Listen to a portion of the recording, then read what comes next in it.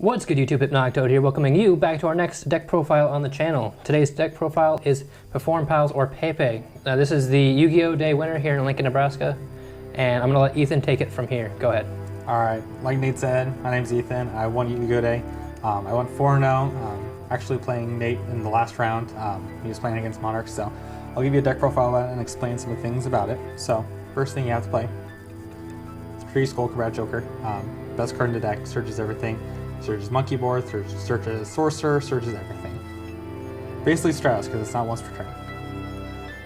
Next card, 3 Monkey Board. This card should probably never have been made. This card is great, you put it in your scale, you search another scale, and you're good to go. Then you play the 3 Sorcerer. Obviously, besides Skullcrab Joker, the best card in the deck, just because you can pop your scales, search out more cards, and just continue to go off and expand on your game state. And then for the consistency in the drawing, I play 2 Lizard Draw and 1 Gi Turtle. These are really good, just because if you can go Gi Turtle and then Lizard Draw, you can draw a card off Gi Turtle, activate this effect, put it in your extra deck, draw another card. And then for the last Performable, I'm taking this in just because of Monarchs and the Mirror Match, because Nightmare is actually something a really big problem for this deck. And so I'm playing the 1 Silverclaw. When it attacks, it gains 300 extra attack. So Nightmare is, or Evil Storm Nightmare, is 1950 defense. So when you attack it, it goes to 2100 and you can attack over it. So that's the end of the Perform Pals.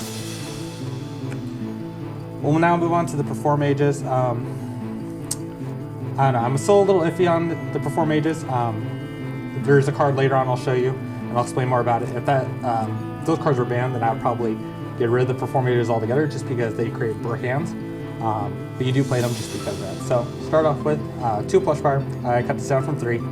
I hate seeing it 3. It clogged way too much. I never really wanted to see it. I think 2 is really good right now. It works out well. Problem with that, the 1 Mirror Conductor. Mirror Conductor is really good, being able to switch your opponent's attack and defense. Really good against the Monarchs and all that. Being able, when they summon something, you can just go effect, pay 500. Switches to another attack, goes to 1000, and you can beat over it. Unless they have Merch of the Monarchs, but then hopefully you have some other ways for that. And then the main reason why I still play the Mages, 3 Damage Juggler. You have to play that right now, in my opinion, just because Wavering Eyes is everywhere. We'll get to Wavering Eyes later, but this is one of the main reasons why I still play it, just because of Damage Juggler and the old Wavering Eyes. And then the last card is Hat Tricker for the Performages. Just to be able to extend your plays. I do not like Trick Clown, or as I call him, Brick Clown. You draw them in your opening hand, it's just not a combo card. You don't want to see it. Your opening hand, I mean, you can search it and it's really good, but if I see my opening hand, it's not good, and I just don't want that. And then the last part of the engine is the Draco engine. This one's pretty standard. 3 Luster Pendulum, one of the most broken cards out right now in terms of pendulums. Just being able to pop, search, and then go off, continue your plays, as well as making Mr. since it is a tuner. I am playing the Draco face-off build, so 2 Vector. This card's really good, being able to go on your turn, your turn to expand on your plays, or your opponent's turn, and then flip Draco face-off, and then if this goes into your pendulum scale, then it negates your opponent's pendulum effect. So if they were to go Monkey Board, you can flip Draco face-off, which I'll show later. Put this in your scale, and then Monkey Board is negated, so you can't play that. And then the 1 Master. Just because when you make industry, you can special this. It's not does not have the restriction like Luster does, what it has to be a Draco Slayer, Synchro, or Xyz. This one lets you just go and expand more on your plays. So there's the Dracos. And then for hand traps, because Monarch's now around, 2 Effect Veiler, and then 2 Droll and Lockbird.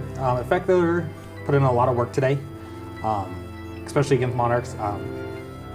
I managed to Veiler 1 an Idea, which is one of their main combo cards, as well as Veilering different things such as Joker, Sorcerer, anything like that. This card is really good right now, just because whenever they draw, you automatically stop them from advancing their game state. So if they go Joker and they add Monkey Board, well, there you go. You just Droll and Lockbird them, and then they can't do Monkey Board and they can't continue their plays. Same with Monarchs, if they go Pantheism, stops them in their tracks, just because then they can't do any more searching, any more adding to hand. So those are hand traps. It's a total of 30 monsters. we'll move into the spells. Going off of the Performages, like I said, 3 Wavering Eyes. I like this card, but I also really hate this card. This card wins matches, but is just, if you get it off on you, you're more than likely gonna lose. It's such a blowout card, especially if you go, let's say, Wavering Eyes you for 3 or 4. Honestly, in my opinion, this card should be banned. Shouldn't be in this game right now, just because how broken this card is. If this card was banned, I would entirely drop the Performage engine entirely, just because it clogs, it's not good. I'd add more Perform Pals, probably the Donkey and all that engine as well. So, 3 Wavering. Next card, just because you're playing the Dracos, 3 Draco face-off. Best spell card in the deck entirely. Being able to pull 2 out of your deck, instantly +1, or in my opinion, +2.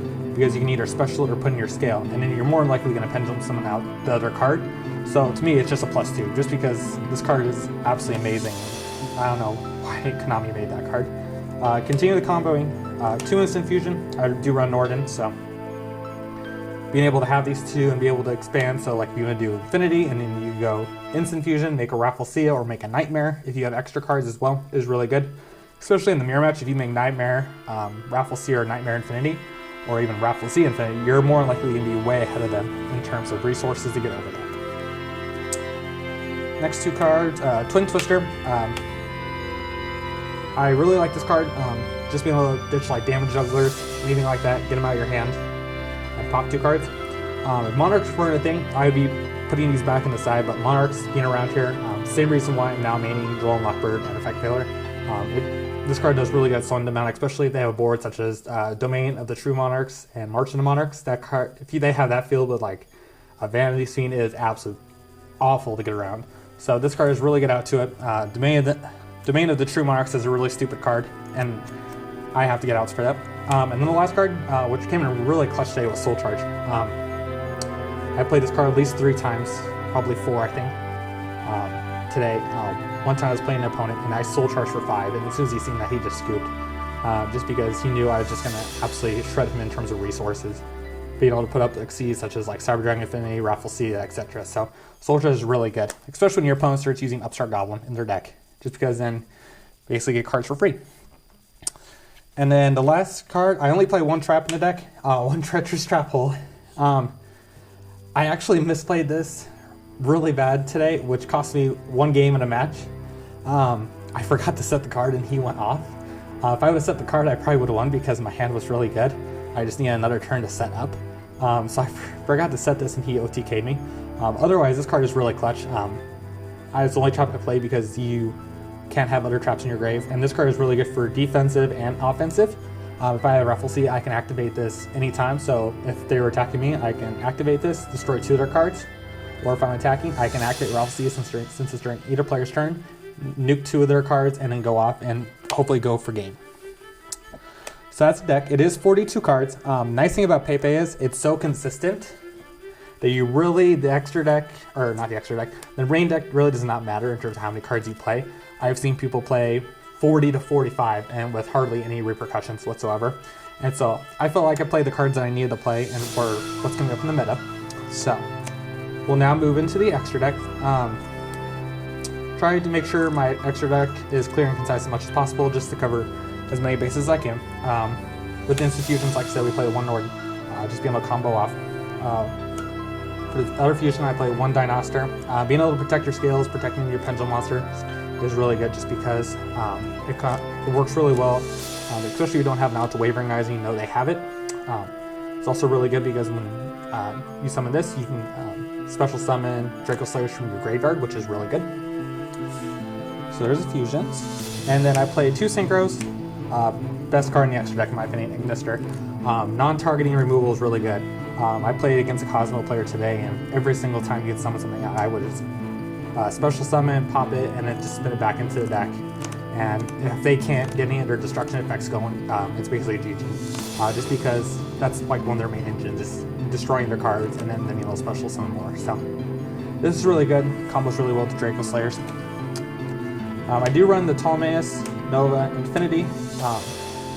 Really don't make this early game. The only time I ever make this is late game, when I know my opponent is down to 1 or 2 cards in hand. especially if they're top decking, I'll make this. Because then I know whatever they make, I'll just be able to negate it. This is a really good card late game. Early game, it's not as good because you're going to negate, especially if they're going second and they have 6 cards. They have 6 cards out this, and you can only negate 1. So it's really not that good. But if you can combo this with like stuff like Rafflesia as well, then it's actually not too bad. Those fields are sometimes as well pretty easily outed. So I wait for late game to make this. And then one of the last Draco Slayer card, the one Majester. Majester is good. Really don't make it that much, but when I do make it, it's mostly just to dig in my deck. If I don't have a Skull Crab Joker, just be able to get that ready for next turn. Just because one Joker can make all the difference in terms of unlocking your entire deck. One Castell, have to play it. One of the best generic rank 4s in the game. Just be able to spin any card back to the deck. Combo off with Treacherous, one Rafflesia. This card's amazing, unaffected by traps, and during either player's turn you can send a trap hole to your graveyard, and then the effect becomes that trap hole card. So being able to send Treacherous is really good. Next couple cards are mostly for the mirror match as well as Monarchs. The first one is mostly for the mirror match. Evil Swarm Nightmare. This card is probably one of the best counteractions to PePe, just because when they go Pendulum 4 or 5, you can activate this card, flip them all face down. Anytime there's a card is special summon, it's not once per turn. So let's say they special summon 4, then you can flip them all face down. Let's say then they special summon Hat Tricker, then you can flip that face down as well. So if they have whatever they normal summon is just left up on the field, and that's it. This card put in, Abyss Dweller just put in a ton of work today. Mostly in my last match against Nate on East Lane Monarchs. This card is really good at stopping Prime Monarch, their Pantheism in the grave, any of their graveyard effects, any effects in general, for Cosmos, for Burning Abyss, etc. I comboed this against a Cosmo player. I made this, made Ignister, and then I Raigeki'd his entire field. He had Dark Destroyer and a Forerunner up, and Chain Abyss Dweller's effect, and just negated everything in the grave. So he wasn't able to draw anymore, and then I just OTK'd him then. Next card, Diamond Dyer. This card's really good. This deck can lose to back row sometimes, so usually if my opponent sets back row, I'll start just Diamond Dyering, popping off their back row, or making sure they use all the resources. Yeah, it's just a really good generic rank 4, being able to pop off problem cards. And then the next one is Performages Trapeze Magician. This is honestly, besides Ignister, probably one of the better cards, best cards in the extra deck. You make this with Ignister after you're spinning your opponent's card off, it's automatically game if they don't have anything, because then you just detach, make Ignister attack twice and attack for this, and that's automatically game. Just being able to make any card attack twice is really good. And then the final card, King of the Feral Imps. I don't go into it as much as I used to. For this build, I used to play a build with Palomaro in there. Found out Brick way too often. But I kept this in here just because searchable scales. I can search Lizard Draw out of my deck, which is an easy 6 scale, so really high scale, as well as if I have D-Turtle on there, then I can search it, activate that, draw off D-Turtle, and then draw off Lizard Draw, and then go actually effectively +3. So that's the extra deck. It is 15 cards. I'll move into the side deck. I made a side deck mostly to combat basically everything in the format. First off, 2 Denkos, anything rogue, anything that's heavy back row. This card is just amazing. Should be a staple in every side deck. 2 Maxi. I originally was maining this until Monarchs came out. To me, Monarchs is just going to be exactly like Magicians. When the Magician structure deck first came out, everyone and their mother played and bought Magicians. It was crazy. This card was good like a week ago when PePe was the main variant running around. Now Monarch's coming around. They don't special summon at all, really. So this card is dead quite often, and so that's why I put it in the Effect Veiler and the Draw Lockbird instead. Otherwise, this card is really good. I think now it's more for side deck. Next 2 cards, 2 Gamma Seal. This is probably one of the bigger MVPs of the side deck. This card is great at tributing off your opponent's problem cards, and just being able to kill them then, just because you can do that. One of my favorite plays to do is tribute my opponent's Infinity for this, and then go Ignister, spin this back in my deck, so that I know I have an extra copy or anything like that as well. Just tributing off problem cards, against Monarchs if they have March of the Monarchs up, anything like that, or Domain of the True Monarchs, and you get no problem card. You can just tribute this card to their side of the field, tribute their monster, and just specials it. Again with Monarchs, Part Naga. Monarchs is the main reason I put Part Naga inside the side deck. Just being able to, it's a searchable card, so if I have Monkey, and then I have this, or really anything, I activate this, I can target one of my cards on the field. It gains 300 attack for every Perform Pal.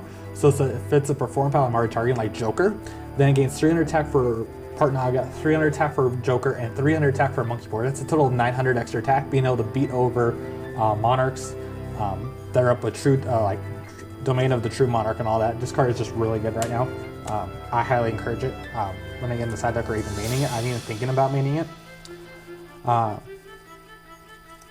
Mass removal, really big right now. If you're playing against the mirror match and they just explode on you, you can easily just go Dark Hole, Raigeki, blow up their field and just OTK them.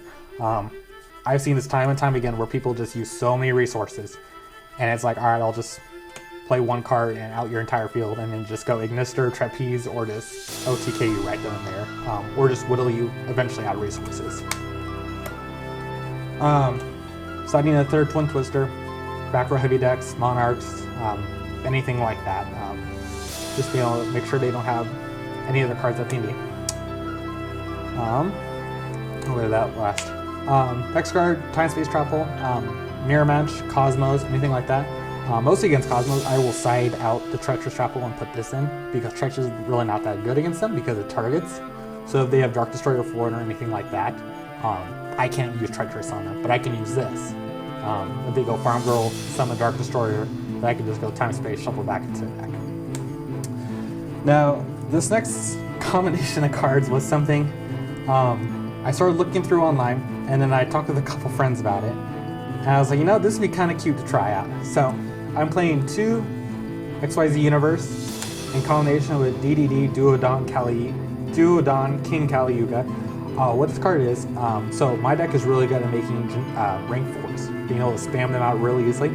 If your rank 4s are in trouble of being destroyed, or if you have rank 4s that have used all of their Xyz material and they're still up on the field, you have no use to them, and your opponent starts walling up with back row, you can flip this card.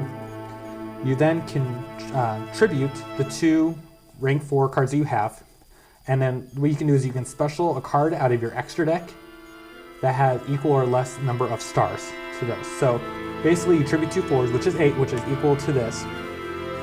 Then this will attach as Xyz material, and then during either player's turn, I can activate the effect to detach and nuke their entire back row. All spells and traps on the field, everything are dead. So it really just clears out the game state, and then by then hopefully I'll have a Joker or anything like that, and I can just OTK them. Plus it's a $3,500 beater on the board, and that's really big. So yeah, with that, that was the PePe deck and all that. Matches I played Melodious in my first round, then I played Cosmos, then I played the PePe mirror match, and then I played Monarchs against Nate in the end. I would definitely say Monarchs are my biggest problem right now. The deck's really good. I think it's really going to be giving PePe the biggest threat right now to being the top deck. So, yep. Awesome, thank you so much, Ethan. Stay tuned for later this week where we're going to be bringing a combo video with PePe. He's going to be coming back and showing us all the different kind of combos you can do with the deck. And then I'm going to be pitting my my Monarch deck against his PePe to see if we can actually best him this time. So that is all I've got for now, guys. Thank you so much for watching. If you did enjoy, please give it 2 thumbs up because all your support is greatly appreciated. But until next time, we're going to get up out of here. This is the Hypnotic Toad signing out for now. Peace out.